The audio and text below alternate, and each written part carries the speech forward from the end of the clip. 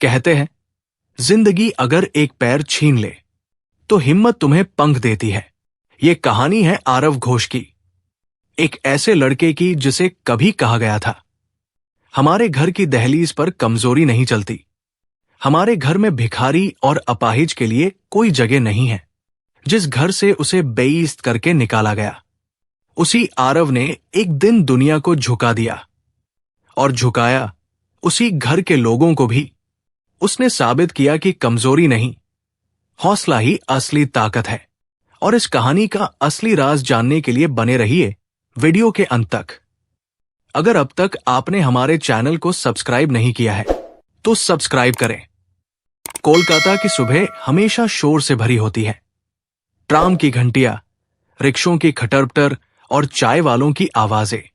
उसी भीड़ में राजा बाजार की एक तंग गलियों के बीच एक छोटा सा घर था, जहां से हर सुबह एक लड़के की बैसाखियों की खटखट सुनाई देती थी। वो था आरव घोष।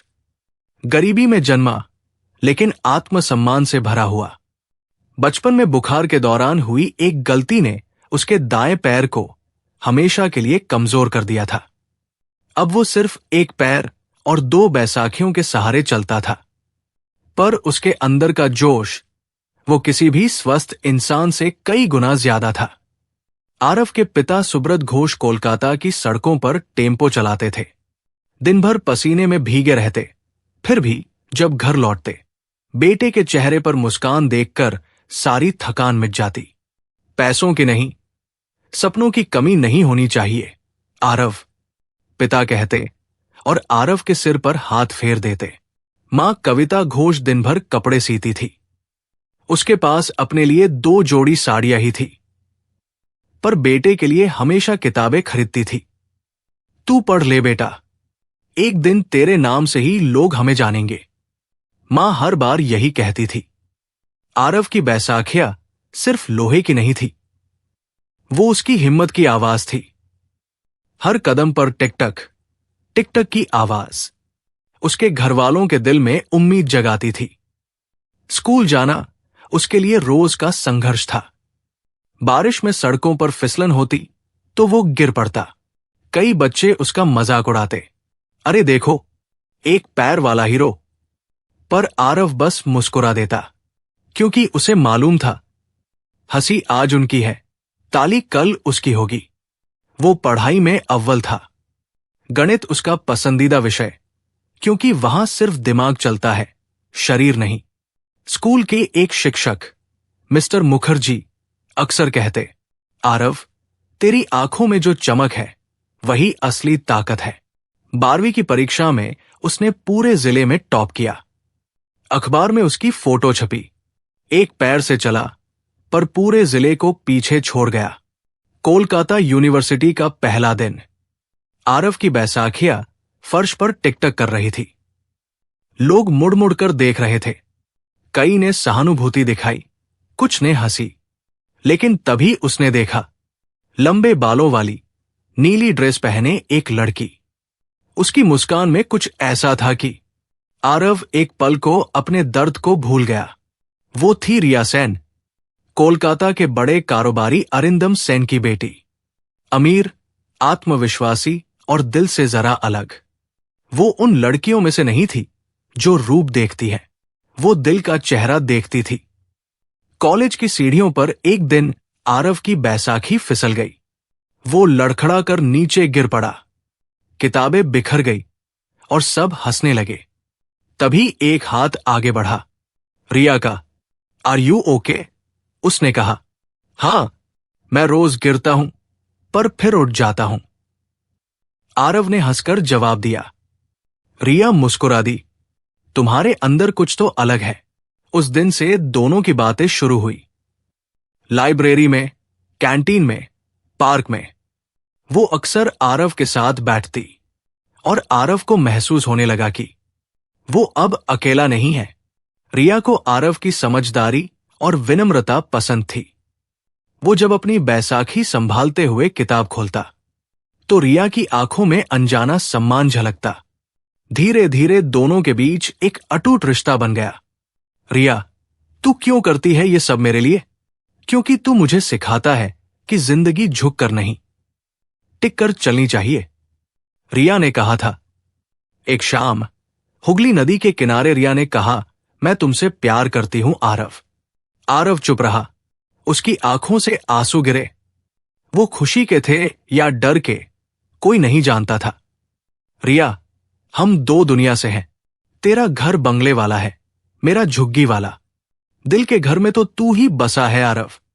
रिया ने बैसाखी पर हाथ रखकर कहा, मैं तुझे वैसे ही चाहती हूं जैसे तू है। रिया ने कहा, अब मां से मिल लो, वो जब तुझे देखेगी तो समझ जाएगी। पर आरव ने मना कर दिया।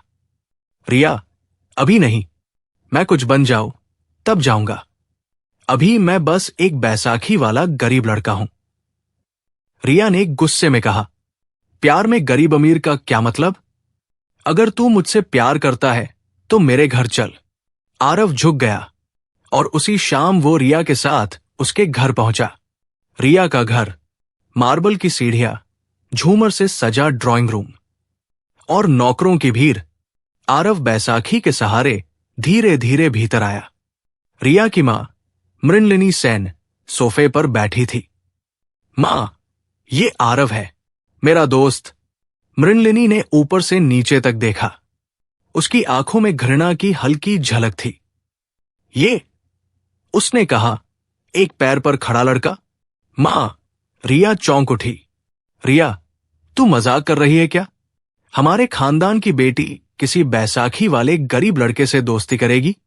आरव के होंठ कांपे। माफ कीजिएगा, मैंने आपकी बेटी को कोई तकलीफ नहीं दी, बस उसे इंसान की तरह देखा है। मृणलिनी ने ताना मारा। और हम तुम्हें इंसान की तरह नहीं देख सकते, क्योंकि हमारे घर की दहलीज पर कमजोरी नहीं चलती। रिया ने रोते हुए कहा, मां, वो दिल से मजबूत है। बस अब चुप रहो और इसे बाहर जाने दो। आरव ने बैसाखी संभाली, सिर झुकाया और बिना पीछे देखे चला गया। हर कदम पर बैसाखी की ठक ठक गूंज रही थी, जैसे हर आवाज कह रही हो, अब तेरी बारी है आरव। बारिश में भीगते हुए वो सड़क पर चलता गया। कपड़े गीले थे, मगर आंखों में आग थी। रिया, तेरी मां ने मेरा मजाक उड़ाया है, अब मैं लौटूंगा, लेकिन बैसाखी लेकर नहीं, सफलता की गूंज लेकर। उस रात उसने अपनी बैसाखियां दीवार से टिकाई और नोटबुक खोली। पहला पेज लिखा, ड्रीम, मेरा अपना बिजनेस। लक्ष्य, दुनिया को दिखाना कि अपंग सिर्फ शरीर से होते हैं, हौसले से नहीं। बारिश के अगले दिन सूरज जैसे कोलकाता के आसमान पर नया रंग भर रहा था, लेकिन आरव की आंखों में अब कोई मासूमियत नहीं थी। वहां एक जलता हुआ लक्ष्य था। उस रात का हर शब्द, एक पैर वाला लड़का, हमारे घर की दहलीज पर कमजोरी नहीं चलती, वो सब उसके दिमाग में हथौड़े की तरह गूंज रहे थे। उसने अपनी पुरानी नोटबुक खोली और लिखा, अब मुझे रोका नहीं जा सकता। जो बैसाखी अब तक सहारा थी, अब वही मेरी ताकत बनेगी।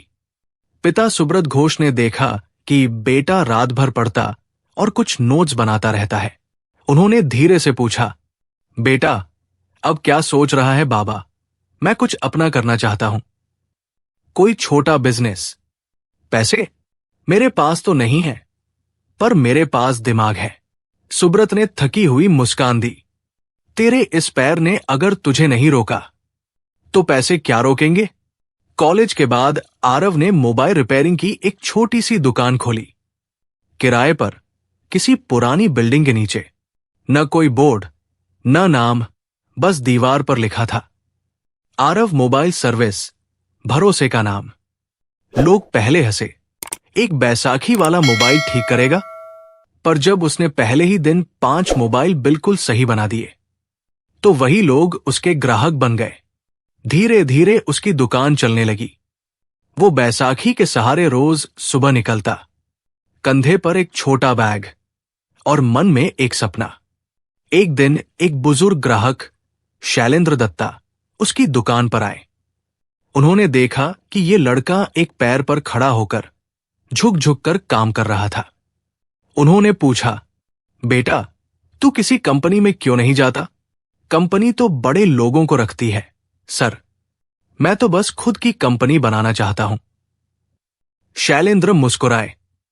अगर तेरे जैसे हिम्मत वाले 10 लोग भी होते तो ये देश बदल जाता। कुछ महीनों बाद वही शैलेंद्र दत्ता ने उसे 50,000 रुपए का लोन दिया, बिना किसी कागज के, बस भरोसे पर। बेटा, तू मुझे नहीं लौटाएगा, मुझे भरोसा है तू नाम लौटाएगा। उस पैसे से आरव ने एक छोटी मोबाइल रिपेयरिंग कंपनी की नींव रखी। नाम दिया वन स्टेप सॉल्यूशंस, क्योंकि वो खुद सिर्फ एक कदम से जिंदगी जी रहा था। वो सिर्फ मोबाइल नहीं, बल्कि छोटे छोटे इलेक्ट्रॉनिक डिवाइस रिपेयर करने लगा। उसका काम इतना ईमानदारी और सटीकता से होता कि धीरे धीरे लोग कहने लगे, आरव घोष नाम सुन लिया तो समझो काम हो गया। कॉलेज से निकले हुए 3 साल बीत चुके थे। रिया से उसका कोई संपर्क नहीं था, पर हर सफलता के साथ वो वही आवाज सुनता, एक पैर वाला लड़का, और मुस्कुरा देता। हां, वही लड़का अब दौड़ रहा है। जब उसका काम अच्छा चलने लगा तो इलाके के कुछ गुंडे उससे वसूली करने आने लगे। आरव बाबू, अब आपकी दुकान मशहूर हो गई है, हमें भी हिस्सा दो, नहीं तो। आरव ने मना किया, मैं मेहनत से कमाता हूं, किसी को 1 रुपया नहीं दूंगा। लेकिन फिर धमकियां बढ़ी। कभी दुकान के शीशे तोड़ दिए गए, कभी ग्राहकों को डराया गया। एक शाम 3 लोग दुकान में घुस आए। दुकान बेच दे, नहीं तो याद रख, एक पैर से भी चलेगा नहीं तू। उसने कुछ नहीं कहा, रात भर सोचता रहा। सुबह उसने दुकान बेच दी, बिना बहस, बिना शोर। जब पिता को पता चला तो वे हैरान रह गए। बेटा, तूने इतनी मेहनत से जो बनाया, वो यूं ही छोड़ दिया?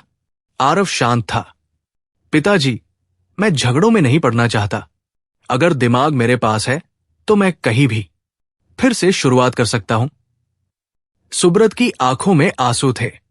बेटा, तू सच में मेरा गर्व है। अगले ही दिन आरव अपने पिता से आशीर्वाद लेकर मुंबई चला गया। सिर्फ एक बैग, 2 बैसाखियां और ढेर सारा आत्मविश्वास लेकर। वहां उसने एक छोटे कमरे में किराए पर जगह ली और मोबाइल रिपेयरिंग की जगह अब इलेक्ट्रॉनिक इनोवेशन और स्मार्ट टेक सर्विसेज पर काम शुरू किया। दिन भर लोकल ट्रेन, रात भर लैपटॉप। मुंबई की भीड़ में भी वो सबसे अलग था। लोग उसकी बैसाखियां नहीं देखते थे, उसकी आंखों की चमक देखते थे। मुंबई में उसने फिर से अपनी कंपनी शुरू की, इस बार और बड़े विजन के साथ। स्मार्टफोन रिपेयर, कंप्यूटर सर्विस और छोटे डिवाइस, सबके लिए वन स्टेप नाम अब भरोसे का प्रतीक बन गया। वो उन गरीब युवाओं को भी नौकरी देने लगा जिन्हें बड़े लोग कभी मौका नहीं देते थे। मुंबई के लोग उसकी ईमानदारी पर फिदा हो गए। उसने अपनी पहली फ्रेंचाइज खोली, फिर दूसरी, फिर तीसरी। 3 साल में one step solutions Pvt limited देश के हर राज्य में फैल गया। अखबारों की सुर्खियां गूंज उठीं। एक पैर वाला कोलकाता का लड़का बना देश का टेक आइकन।